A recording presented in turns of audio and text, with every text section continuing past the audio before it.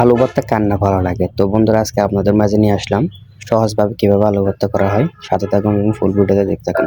আসসালামু আলাইকুম। ঝটপট যত রান্না চ্যানেলে সবাইকে স্বাগতম।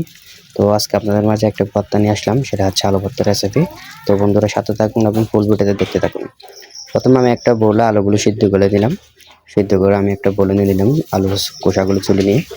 তো একটা সাহায্যে আমি আলুগুলো ভেঙে নেব।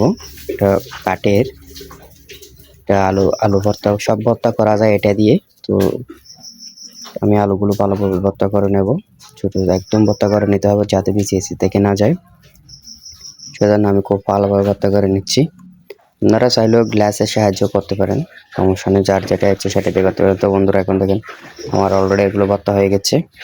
তো এখন আমি হালকা কয়েকটা 7 থেকে 8টা শুকনো মরিচ নিয়ে নিলাম, সেই সাথে তার উপরে হালকা লবণ দিয়ে আমি শুকনো মরিচগুলো ভেঙে নেব, গুঁড়ো গুঁড়ো করে নেব শুকনো মরিচগুলো হাতের সাহায্যে।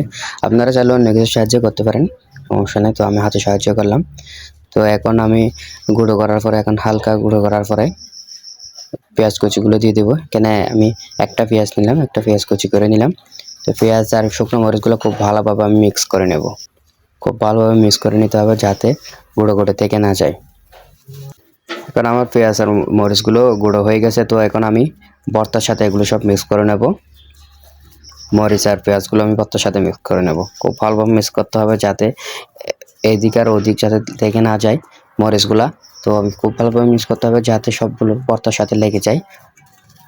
খুব আপনার মরিচ ভর্তা, এই পেঁয়াজ আর মরিচগুলো যদি ভর্তার সাথে অ্যাটাচড না হয় তাহলে কিন্তু ভর্তার যেটা ফ্লেভার, যেটা স্বাদ, সেটা কিন্তু পাবেন না।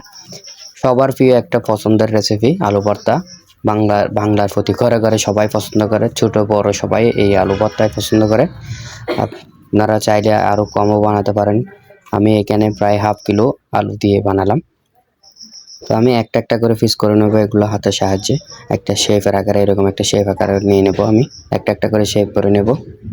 বন্ধুরা এখন শেপ করা শেষ। দেখেন আমার প্রায় 8 থেকে 10টা হলো। তো একটা কড়াইতে আমি তেলগুলো হালকা গরম হয়ে যাওয়ার পরে আমি ভর্তাগুলো দিয়ে দেবো, একটা একটা করে সব দিয়ে দেবো। এখানে যেগুলো পিস করে রাখছিলাম সবগুলো একটা একটা করে দিয়ে দেবো।